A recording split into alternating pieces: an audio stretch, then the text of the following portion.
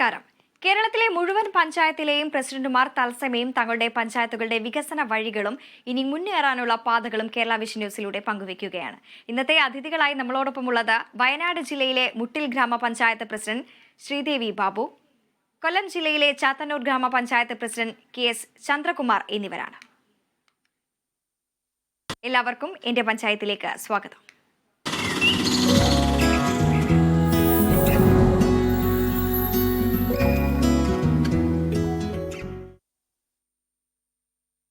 വയനാട് ജില്ലയിലെ മുട്ടിൽ ഗ്രാമപഞ്ചായത്തിന്റെ ക്ഷേമ വികസന പ്രവർത്തനങ്ങളിലേക്കാണ് ആദ്യമായി നമ്മൾ പോകുന്നത്. കാർഷിക മേഖലയ്ക്ക് കൂടുതൽ ഊന്നൽ നൽകിക്കൊണ്ടുള്ള പ്രവർത്തനങ്ങൾക്കാണ് പഞ്ചായത്ത് ഇപ്പോഴും നടത്തിവരുന്നത്. ഒപ്പം തന്നെ ആരോഗ്യ രംഗത്തെ മികച്ച നേട്ടം കൈവരിച്ചതിന് ആർദ്രം പുരസ്കാരത്തിനും പഞ്ചായത്ത് അർഹമായിട്ടുണ്ട്. പഞ്ചായത്തിന്റെ വികസന പ്രവർത്തനങ്ങൾ പങ്കുവയ്ക്കാൻ ഗ്രാമപഞ്ചായത്ത് പ്രസിഡന്റ് ശ്രീദേവി ബാബു നമ്മളോടൊപ്പമുണ്ട്. നമസ്കാരം ശ്രീമതി ശ്രീദേവി. ആരോഗ്യ രംഗത്തെ മികവിന് പുരസ്കാര നിറവിലാണ് മുട്ടിൽ പഞ്ചായത്ത് എന്ന് പറയുന്നു. ഈ നേട്ടത്തിലേക്ക് എങ്ങനെയാണ് എത്തിപ്പെട്ടത്? അതോടൊപ്പം തന്നെ ഇപ്പോഴും ഈ പ്രവർത്തനങ്ങളെല്ലാം തന്നെ സുതാര്യമായി നടക്കുന്നുണ്ടോ? തീർച്ചയായും ഞങ്ങൾ 2023 ആർദ്രം പുരസ്കാരം ഏറ്റുവാങ്ങിയതായിരുന്നു. അതിന് തുടർച്ചയായിട്ട് നമ്മൾ പല പ്രവർത്തനങ്ങളും ആരോഗ്യ രംഗത്ത് നമുക്ക് പുതിയ PHC ആയിരുന്നു, അത് FHC ആയി ഉയർത്താൻ ഞങ്ങൾക്ക് കഴിഞ്ഞിട്ടുണ്ട്. അതുപോലെ ഞങ്ങളെ FHCയിൽ 64 പരം ലാബിലെ 64 പരം ടെസ്റ്റുകൾ നമ്മൾ നടത്തി വരുന്നു. ഈവനിങ് OP നടത്തി വരുന്നു. അതുപോലെ പാലിയേറ്റീവിന്റെ ഒരു യൂണിറ്റ് ആണ് ഉണ്ടായിരുന്നത്, അത് 2 യൂണിറ്റായി നമുക്ക് കൊണ്ടുപോകാൻ സാധിച്ചിട്ടുണ്ട്. അതിന് ഫണ്ട് വെച്ച് നമ്മൾ 2 യൂണിറ്റ് ആക്കിയിട്ടുണ്ട്. അങ്ങനെയുള്ള ആരോഗ്യ രംഗത്ത് പല പുതിയ പ്രവർത്തനങ്ങൾ നമുക്ക് കാഴ്ചവെക്കാൻ സാധിച്ചിട്ടുണ്ട്. ഒപ്പം തന്നെ പാലിയേറ്റീവ് പ്രവർത്തനങ്ങളെല്ലാം എങ്ങനെയാണ് അവിടെ നടന്നു വരുന്നത്? പാലിയേറ്റീവ് പ്രവർത്തനം ഒരു നേഴ്സ്, അതിൽ ഒരു വാഹനം, അതിലെ ആശമാരും എല്ലാവരും ഉൾപ്പെട്ട ഒരു യൂണിറ്റ് ആയിരുന്നു ഉണ്ടായിരുന്നത്. 365ഓളം പേഷ്യന്റ് നമ്മളുടെ മുട്ടിൽ പഞ്ചായത്തില് നിലവിലുണ്ട്, കിടപ്പിലായവരും അല്ലാത്തവരുമായിട്ടുള്ള. അതിൽ കിടപ്പിലായ 14ഓളം പേഷ്യന്റ്, ഒട്ടും എണീൽക്കാൻ കഴിയാത്ത ആളുകളുണ്ട്. അതിനോടൊപ്പം തന്നെ ക്യാൻസർ പേഷ്യന്റ് ഒരു 60ഓളം അടുത്ത് ക്യാൻസർ പേഷ്യന്റ് ഉണ്ട്. കിഡ്നി പേഷ്യന്റ് 30ഓളം ആളുകളുണ്ട്. അവർക്കെല്ലാം തന്നെ എല്ലാ ദിവസവും, മാസത്തിൽ എല്ലാ ദിവസവും പാലിയേറ്റീവ് നേഴ്സ് പോവുകയും അവരുടെ പരിചരണത്തിന് വേണ്ട എല്ലാ കാര്യങ്ങളും ചെയ്തു കൊടുക്കുകയും, അതുപോലെ നമ്മൾ എല്ലാ വർഷവും അവർക്ക് മരുന്ന് വാങ്ങിക്കലിനായിട്ട് ഒരു നിശ്ചിത തുക കണ്ടെത്തുകയും അത് വെച്ചുകൊണ്ട് അവർക്ക് വീടുകളിൽ മരുന്ന് എത്തിക്കുന്ന ഒരു നിലയിലേക്ക് നമ്മൾ കാര്യങ്ങൾ എത്തിച്ചിട്ടുണ്ട്. അതെല്ലാം അവർ വന്ന് വാങ്ങിക്കണമായിരുന്നു. ഇപ്പോൾ ആശാ വർക്കർമാരുടെ നേതൃത്വത്തിൽ വീടുകളിൽ അവരുടെ മരുന്ന് കൊണ്ടുപോയി കൊടുക്കുന്നു. അതുപോലെ തന്നെ അതിദരിദ്രരായ ആളുകൾ, ആരും നോക്കാനില്ലാത്ത ആളുകളുടെ കാര്യം കൂടി പഞ്ചായത്ത് ഏറ്റെടുത്തുകൊണ്ട് പ്രവർത്തിച്ചു വരികയാണ്. വയോജനങ്ങൾക്കായി കൂടുതൽ പ്രവർത്തനങ്ങളെല്ലാം ഇതിൽ നിന്നും കൊണ്ടും ചെയ്യുന്നുണ്ടാവും അല്ലേ? അതെ അതെ അതെ, വയോജനങ്ങൾക്കും അതോടൊപ്പം തന്നെ എടുത്തു പറയേണ്ട മറ്റൊന്നാണ്, ഈ കാർഷിക മേഖലയ്ക്ക് അത്യധികം പ്രാധാന്യം നൽകുന്ന ഒരു പഞ്ചായത്ത് കൂടിയാണ് മുട്ടിൽ ഗ്രാമപഞ്ചായത്ത് എന്നറിയാൻ സാധിക്കുന്നു. അത്തരത്തിൽ ഈ കർഷകർക്കായി കാർഷിക മേഖലയുടെ ഉന്നമനത്തിനായി എന്തൊക്കെ തരത്തിലുള്ള പ്രവർത്തനങ്ങളാണ്, ക്ഷേമ വികസന പദ്ധതികളാണ് പഞ്ചായത്ത് മുന്നോട്ട് വെക്കുന്നത്? അതായത് കാർഷിക വികസന മേഖലകളിൽ നമ്മൾ കൃഷിക്ക് കൂടുതൽ പ്രാധാന്യം നൽകിക്കൊണ്ട് തന്നെ നമ്മൾ അവർക്ക് വേണ്ടുന്ന കൃഷി ആവശ്യങ്ങൾക്കുള്ള ഉപകരണങ്ങൾ, അതോടൊപ്പം വളം, അങ്ങനെയുള്ള കാര്യങ്ങളെല്ലാം ചെയ്യുന്നു. അതുപോലെ തരിശുഭൂമി കണ്ടെത്തിക്കൊണ്ട്, തരിശുഭൂമിയായി കിടക്കുന്ന സ്ഥലങ്ങൾ കണ്ടെത്തിക്കൊണ്ട് അവിടെ കൃഷി ഇറക്കുന്നതിനുള്ള എല്ലാവിധ സൗകര്യങ്ങളും ഏർപ്പെടുത്തി കൊടുക്കുന്നത് കൃഷിഭവനുമായിട്ട് ബന്ധപ്പെട്ടിട്ടാണ്. അതുപോലെ നമുക്ക് സ്മാർട്ട് കൃഷിഭവൻ 90,000 രൂപയോളം വരുന്ന ഒരു സ്മാർട്ട് കൃഷിഭവൻ നമുക്ക് ഇപ്പൊ പണി ഏകദേശം 80% മേലെ പണി പൂർത്തീകരിച്ചു കഴിഞ്ഞിട്ടുണ്ട്. തൊട്ടടുത്ത നാളുകളിൽ തന്നെ അത് നമുക്ക് ഉദ്ഘാടനം ചെയ്യാൻ സാധിക്കുന്നതാണ്. അത് എല്ലാം ആ സ്മാർട്ട് കൃഷിഭവനിലെ എല്ലാവിധ സൗകര്യങ്ങളും, ഒരു കർഷകന് വേണ്ടുന്ന എല്ലാ സൗകര്യങ്ങളും ഒരുക്കിക്കൊണ്ടാണ് കൃഷിഭവനുകൾ ഇപ്പോൾ പുതിയ കൃഷിഭവൻ വരുന്നത്. പിന്നെ തരിശുഭൂമിയെ കിടക്കുന്ന സ്ഥലങ്ങളെല്ലാം കണ്ടെത്തിക്കൊണ്ട് അവിടെയെല്ലാം കൃഷി ചെയ്യുന്നതിന് വേണ്ടിയിട്ട് കർഷകരെ സഹായിക്കുന്ന ഒരു ഇതും കൂടെ നിലവിലുണ്ട്. തീർച്ചയായും അത്തരത്തിലുള്ള ഈ കർഷകർക്കായിട്ടുള്ള മുന്നിട്ടിറങ്ങുന്ന എല്ലാ പ്രവർത്തനങ്ങൾക്കും പഞ്ചായത്ത് ഒപ്പം തന്നെയുണ്ട്. അതിൽ മറ്റൊന്ന് എടുത്തു പറയേണ്ടതൊന്ന് പിന്നാക്ക വിഭാഗക്കാർ കൂടുതലുള്ള ഒരു പ്രദേശം തന്നെയാണ് ഈ മുട്ടിൽ ഗ്രാമപഞ്ചായത്ത്. അപ്പോൾ ഇവർക്കായുള്ള വികസന പ്രവർത്തനങ്ങൾ, ഇവർക്ക് ലൈഫ് ഭവന പദ്ധതി, അതോടൊപ്പം തന്നെ PMAY പദ്ധതി പ്രകാരം വീടുകൾ, പാർപ്പിടം എത്തിക്കാൻ സാധിച്ചിട്ടുണ്ടോ? അതോടൊപ്പം തന്നെ റോഡ് ഗതാഗതം തുടങ്ങിയ സംവിധാനങ്ങളൊക്കെ എങ്ങനെയാണ് ഇവർക്കായിട്ട് പ്രത്യേകം തയ്യാറാക്കിയത്? ലൈഫ് മിഷനിൽ നമ്മള് EPIP-യിൽ നമുക്ക് 2 വീടുകൾ പൂർത്തീകരിച്ചു കൊടുക്കാൻ കഴിഞ്ഞിട്ടുണ്ട്. അതുപോലെ ഫേസ് 3-ല് നമുക്ക് STക്ക് 7 വീടുകൾ പൂർത്തീകരിച്ചു കൊടുക്കാൻ കഴിഞ്ഞിട്ടുണ്ട്. അതുപോലെ അവർക്ക് തൊഴിൽ, അതായത് 126 കോളനികളാണ് നമുക്ക് നിലവിൽ പഞ്ചായത്തിലുള്ളത്. ഈ മുട്ടൽ പഞ്ചായത്തിൽ 126ഓളം കോളനികൾ നമുക്കുണ്ട്, ST കോളനികൾ തന്നെ.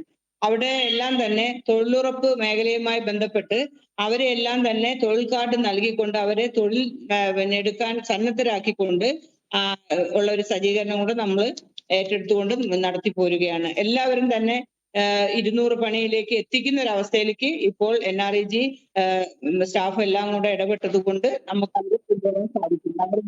അതുകൊണ്ട് അവരുടെ കുറെ കാര്യങ്ങളെല്ലാം തന്നെ നമുക്ക് മെച്ചപ്പെടുത്താൻ, ജീവിത സാഹചര്യങ്ങൾ മെച്ചപ്പെടുത്താൻ പഞ്ചായത്തിന് സാധിച്ചിട്ടുണ്ട്. ഗതാഗത യോഗ്യമായ റോഡുകളെല്ലാം തന്നെയാണോ പഞ്ചായത്തിലുള്ളത്?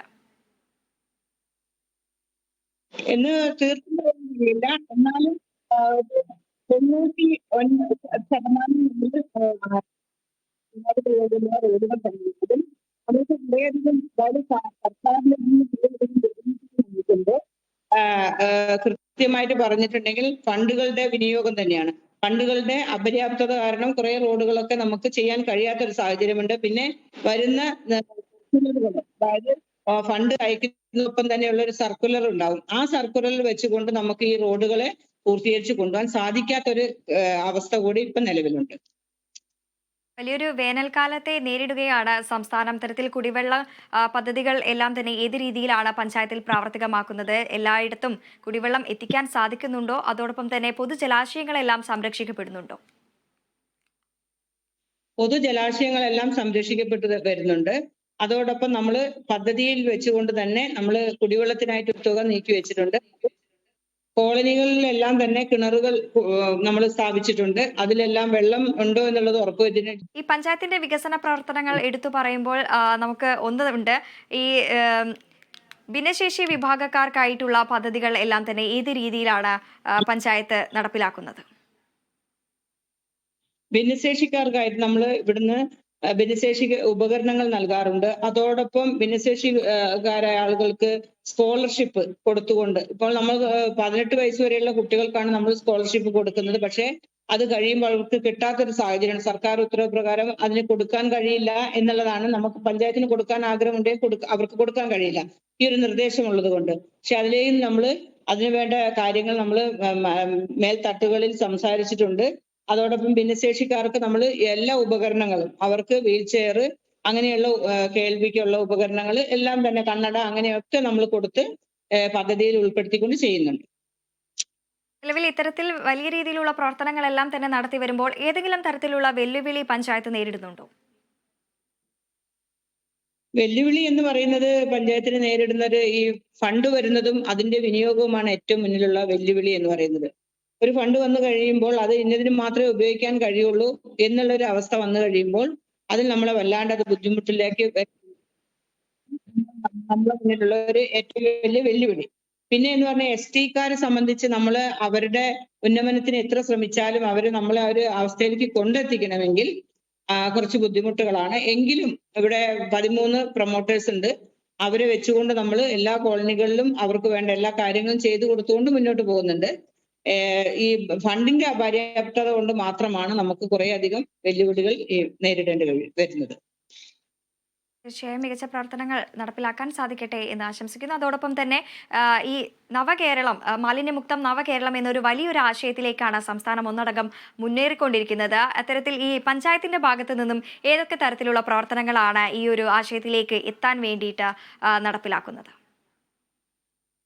നമ്മൾ 2018 നമ്മള് ഹരിതസേന ഇവിടെ വരികയും ഹരിതകർമ്മസേന നിലവിൽ വരികയും അതോടൊപ്പം നല്ല രീതിയിൽ തന്നെ ഏറ്റവും നന്നായി പ്രവർത്തിച്ചു വരുന്ന ഒരു പഞ്ചായത്തായിരുന്നു മുട്ടൽ ഗ്രാമപഞ്ചായത്ത് ഹരിതകർമ്മസേന. അതിൽ 38 അംഗങ്ങളുണ്ട്. ഒരു വാർഡിൽ 2 അംഗങ്ങൾ വെച്ച് 38 അംഗങ്ങൾ വർക്ക് ചെയ്യുന്നുണ്ട്. അവർ ശേഖരിച്ചു കൊണ്ടിരുന്ന മെറ്റീരിയൽ എല്ലാം ഇവിടെ വന്ന് സെഗ്രിഗേഷൻ ചെയ്ത് നമ്മൾ ഒരു സ്ഥാപനത്തിന് കൈമാറിക്കൊണ്ട് അവർക്ക് കൂടുതൽ കാശ് കിട്ടുന്ന രീതിയിലേക്കൊക്കെ നമ്മൾ മാറ്റിയിട്ടുണ്ട്. അതുപോലെ നമുക്ക് സൗകര്യക്കുറവാണ്, ഇവിടെ സ്ഥലത്തിന് വളരെ സൗകര്യക്കുറവാണ്. എങ്കിലും 1,40,00,000 രൂപ വെച്ചുകൊണ്ട് നമ്മൾ പുതിയ MCF ഇവിടെ പണിയുന്നതിനുള്ള എല്ലാ TSും കാര്യങ്ങളെല്ലാം ആയിട്ടുണ്ട്. അടുത്ത ടെൻഡറിലേക്ക് പോയാൽ മതി. ടെൻഡറും കഴിഞ്ഞു കഴിഞ്ഞാൽ നമുക്ക് ഇവിടെ ബിൽഡിംഗ് പണിയാനുള്ള സാഹചര്യമുണ്ട്. ഈ 38 ഹരിതകർമ്മസേന അംഗങ്ങളും നല്ല രീതിയിൽ തന്നെ വാർഡുകളിൽ പ്രവർത്തിച്ചു വരുന്നു. അതുകൊണ്ട് ഹരിതകർമ്മസേനയുടെ ഭാഗത്ത് എല്ലാം നമുക്ക് എല്ലാ വാർഡുകളിലും മിനി MCF സ്ഥാപിക്കാൻ സാധിച്ചിട്ടുണ്ട്. അതുപോലെ ബോട്ടിൽ ബൂത്തുകളും സ്ഥാപിക്കാൻ സാധിച്ചിട്ടുണ്ട്. ഈ സ്ത്രീകളുടെ ഉന്നമനത്തിനായി വളരെ വലിയ പദ്ധതികളെല്ലാം തന്നെ പഞ്ചായത്തിന്റെ ഭാഗത്തു നിന്നും ഉണ്ടാകുന്നു എന്ന് അറിയാൻ സാധിക്കുന്നതോടൊപ്പം തന്നെ കുടുംബശ്രീ, തൊഴിൽ സംരംഭം, സ്ത്രീ ശാക്തീകരണം തുടങ്ങിയ പദ്ധതികളിലെല്ലാം തന്നെ ഏതൊക്കെ തരത്തിലുള്ള ഇടപെടലുകളാണ് പഞ്ചായത്തിന്റെ ഭാഗത്തു നിന്നും ഉണ്ടായത്? കുടുംബശ്രീന്റെ ഭാഗത്തു നിന്നും നമുക്ക് സ്വയം സംരംഭങ്ങളുണ്ട്. അത് ചെയ്യുന്നതിന് വേണ്ടി നമ്മൾ വ്യവസായ കേന്ദ്രവുമായി ബന്ധപ്പെട്ട് അവരുടെ സഹായത്തോടു കൂടി സംരംഭങ്ങൾ ആരംഭിക്കുകയും അതിന് ഒരു 10 ലക്ഷത്തോളം രൂപ നമ്മൾ റിവോൾവിംഗ് ഫണ്ടായിട്ട് എല്ലാ വർഷവും പഞ്ചായത്ത് അവർക്ക് കൊടുക്കുകയും ചെയ്യുന്നുണ്ട്. നമുക്ക് ദൃശ്യങ്ങളിലടക്കം കാണാം, ഈ നഗര സൗന്ദര്യവൽക്കരണത്തിന്റെ ഭാഗമായിട്ടുള്ള പദ്ധതികളെല്ലാം തന്നെ പഞ്ചായത്തിൽ നടപ്പിലാക്കി വരുന്നുണ്ടോ? നമ്മള് മുട്ടിൽ പഞ്ചായത്തിന്റെ മുഖച്ഛായ തന്നെ മാറ്റിക്കൊണ്ട് തന്നെ നമ്മളിവിടെ ഒരു ഗാന്ധി പ്രതിമ സ്ഥാപിക്കുകയും അതിലെ സൗന്ദര്യവൽക്കരണത്തിന്റെ ഭാഗമായി കുറച്ച് ഭാഗങ്ങളിൽ നമ്മൾ ടൗണിനോട് ചേർന്ന ഭാഗങ്ങളിലെല്ലാം കൈവരികൾ സ്ഥാപിക്കുകയും അതിൽ പൂച്ചട്ടികൾ സ്ഥാപിച്ച് നമ്മൾ സൗന്ദര്യവൽക്കരണത്തിന്റെ ഭാഗമായി ചെയ്തുകൊണ്ടിരിക്കുകയാണ്. ശരി, അതോടൊപ്പം തന്നെ വിദ്യാഭ്യാസ മേഖലയിൽ ഏതൊക്കെ തരത്തിലുള്ള ഉന്നമനങ്ങളാണ് ഉണ്ടാക്കിയെടുക്കാൻ സാധിച്ചിട്ടുള്ളത്? അംഗനവാടി പോലുള്ള വിദ്യാഭ്യാസ സ്ഥാപനങ്ങളിൽ അതതായിട്ടുള്ള പ്രവർത്തനങ്ങൾ പഞ്ചായത്തിന്റെ ഭാഗത്തു നിന്ന് നടപ്പാവുന്നുണ്ടോ? 30 അംഗൻവാടികൾ നമ്മുടെ പഞ്ചായത്തിലുണ്ടെങ്കിലും അതിൽ 3 അംഗൻവാടികൾ സ്മാർട്ട് അംഗൻവാടികളായി മാറ്റാൻ സാധിച്ചിട്ടുണ്ട്. അതോടൊപ്പം വിദ്യാഭ്യാസ രംഗത്ത് നമുക്ക് 4 ഘടക സ്ഥാപനങ്ങളാണ് ഉള്ളത്, സ്കൂളുകൾ. അതിൽ എല്ലാ സൗകര്യങ്ങളും, പാർക്കുകൾ ഉൾപ്പെടെയുള്ള എല്ലാ സൗകര്യങ്ങളും ഒരുക്കിക്കൊണ്ട് അതിനായിട്ട് പ്രത്യേക ഫണ്ട് നീക്കി വെച്ചുകൊണ്ട് തന്നെയാണ് പഞ്ചായത്ത് മുന്നോട്ട് പോയിക്കൊണ്ടിരിക്കുന്നത്. ഈ പഞ്ചായത്തിലെ വിദ്യാർത്ഥികൾക്കായി സ്കോളർഷിപ്പുകൾ, അതോടൊപ്പം തന്നെ ഈ ലാപ്ടോപ്പ്, പഠന മുറികൾ ഇതെല്ലാം തന്നെ നൽകാൻ സാധിച്ചിട്ടുണ്ടോ? അത് സാധിച്ചിട്ടുണ്ട്. നമ്മൾ ബ്ലോക്കിന്റെ ഫണ്ടും കൂടെ വെച്ചുകൊണ്ട് നമ്മൾ പഠനമുറികൾ കൊടുക്കുന്നുണ്ട്. അതോടൊപ്പം ലാപ്ടോപ്പ്, പിന്നെ കുട്ടികൾക്ക് മേശ, കസേര, ST കുട്ടികൾക്ക് മേശ, കസേര, അങ്ങനെയുള്ള കാര്യങ്ങളെല്ലാം ചെയ്യുന്നുണ്ട്.